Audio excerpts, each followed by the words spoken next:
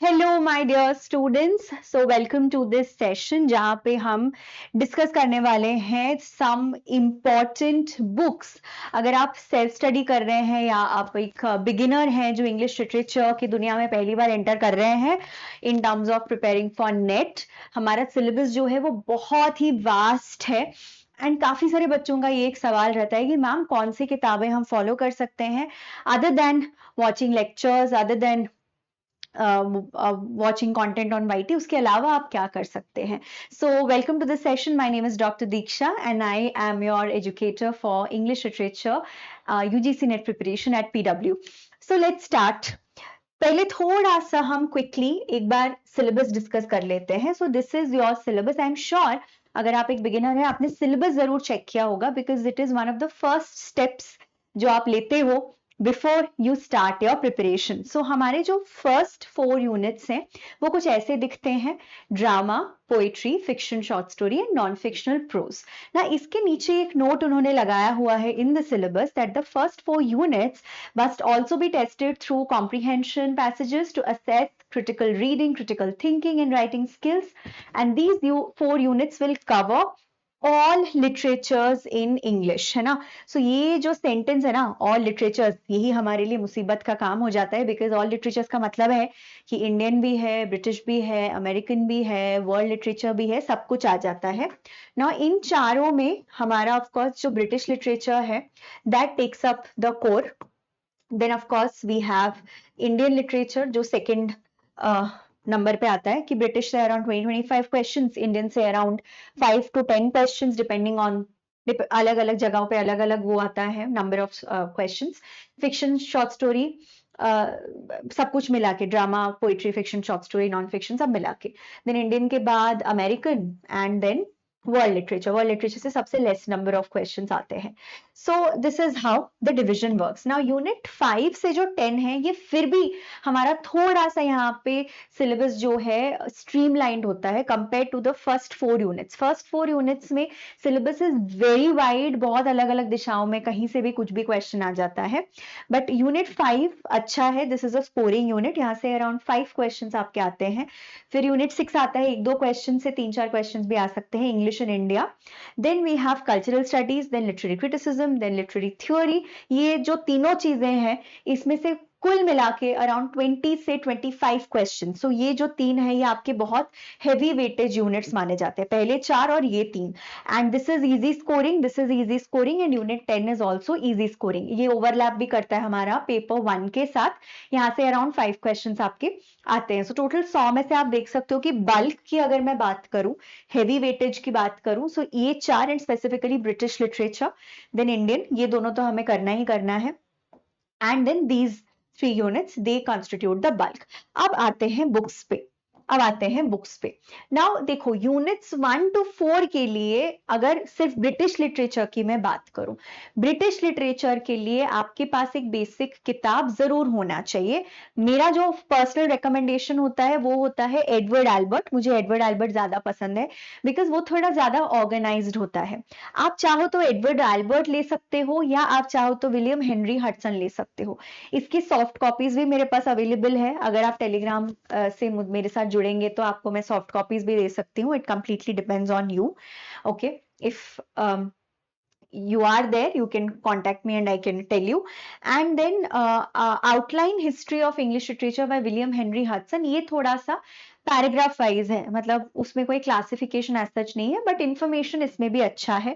अगर इसके अलावा आपके पास मान लीजिए रटलेज है या आप रटलेज फॉलो करना चाहते हो, ठीक है, या आप आपके पास मैकमिलन का कोई और हिस्ट्री ऑफ ब्रिटिश लिटरेचर भी है, a very short history of British literature भी है, तो भी वो काम कर जाता है।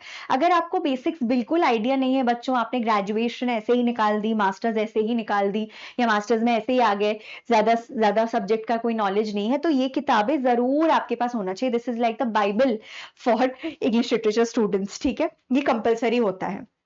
देन यूनिट 5 के लिए आप चाहो तो language and linguistics bye John Lions ले सकते हो, ये ऑप्शनल होता है। लैंग्वेज एंड लिंग्विस्टिक्स का जो बेसिक्स है ये आप ऐसी ही पीडीएफ्स, जनरली बहुत सारी ओपन यूनिवर्सिटीज होती हैं, this is optional. Okay, this is optional. आप चाहो तो कोई ओपन यूनिवर्सिटी के पीडीएफ जैसे इग्नू का भी मटेरियल है, ठीक है, और भी दो चार ऐसे दो चार यूनिवर्सिटीज हैं, आप गूगल करना language and linguistics basics PDF या फोनेटिक्स बेसिक्स, मोर्फोलॉजी बेसिक्स, ऐसे बेसिक वाइज भी आपको पीडीएफ मिल जाते हैं ऑनलाइन ही। हमें इसका एक सिंपल ग्रास्प होना चाहिए। अगर आप मेरे पेड बैच में हैं तो आपको ऑलरेडी नोट्स मिलेंगे, अगर आप वाईटी बैच में हैं उसमें भी कुछ कुछ लेक्चर्स में लेती ही हूँ लैंग्वेज एंड लिंग्विस्टिक्स का, आप वो भी देख सकते हो। या फिर अगर आपको किताब चाहिए ही चाहिए, so this is the option that you can follow. Then unit 6 English in India के लिए again you can get PDF, ऐसे गूगल आप करोगे तो आपको मिल जाएगा। अदरवाइज ये इंडियन लिटरेचर में भी आता है, कायदे से ये 1 to 4 के अंदर आना चाहिए, बट कुछ कोई टीचर्स और कुछ कुछ बच्चे इसको यूनिट 6 के अंडर भी डालते हैं। So concise history of Indian literature in English, Arvind Krishna Mehrotra का एक किताब है। And there is another book called a history of Indian English literature, M K Naik. वो थोड़ा आउटडेटेड है, ये थोड़ा अपडेटेड है, ये 2003 का किताब है, और जो एम के नायक वाला है वो थोड़ा सा आउटडेटेड है, ठीक है, तो उस हिसाब से आप चॉइस करके ले सकते हो। यूनिट 7 के लिए प्रमोद के नायर का इंट्रोडक्शन टू कल्चरल स्टडीज एक बहुत बढ़िया स्टार्टिंग पॉइंट है, बट इसमें एक प्रॉब्लम है कि बहुत सारे नए कल्चरल स्टडीज के स्टडी थियोरिस्ट के बारे में हमें पूछा जाता है, जो आपके सिलेबस में है या जो डीयू का सिलेबस वगैरह आप देख लेना, उसमें जो कल्चरल स्टडीज स्कॉलर्स के नाम वगैरह होंगे वो भी आपको पढ़ना पड़ेगा, इन किताबों के अलावा भी आपको पढ़ना पड़ेगा, ठीक है। अगर आप एक फाउंडेशनल किताब देख रहे हो तो यू कैन यूज दिस, आप इसको रिसर्च में भी फर्दर यूज कर सकते हो। ये सारी किताब ऐसा नहीं है कि सिर्फ नेट के लिए चाहिए, आप as a English literature student this should be in your library anyway. Okay, moving on to unit 9, this is one of my all time favourite books, Pramod K Nayar का contemporary literary and cultural theory, ठीक है।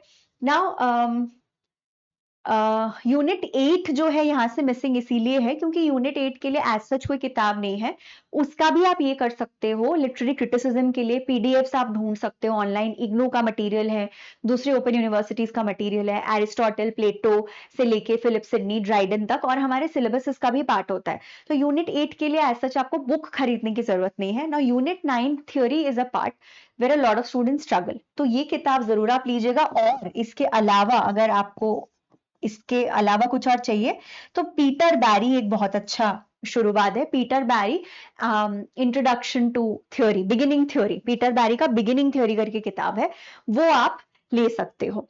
Now coming to unit 10, research methods for English studies, ये आपकी research में भी काम आएगा, ये भी मेरे पास शायद इसका सॉफ्ट कॉपी भी है, सॉफ्ट कॉपीज आपको चाहिए तो मेरे पास है ही, आप मुझसे पूछ सकते हो, यू कैन जस्ट गूगल, आपको Amazon में, फ्लिपकार्ट में ये सारी किताबें मिल जाएंगी। एडिशन आप कोई भी लो, ट्राई करना कि सबसे लेटेस्ट एडिशन लो, या तो कोई भी एडिशन ले सकते हो, उतना कोई फर्क नहीं पड़ेगा, try to take the latest edition. इसके अलावा there are 2-3 other things that you must have, ये चाहो तो ये ले सकते हो, ये ऑप्शनल है, ये वाला मस्ट हैव है, in glossary of literary terms by MH Abrahams, you should have it, this is a must have book, this is a must have book, ठीक है, ये भी एक तरीके से it's kind of like a bible for us.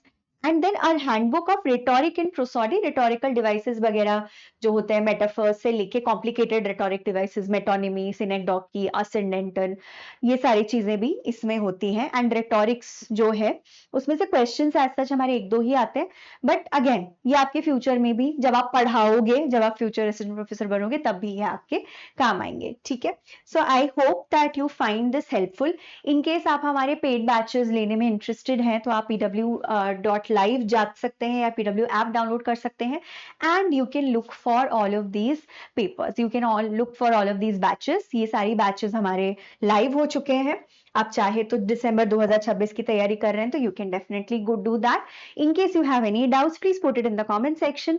Thank you, take care.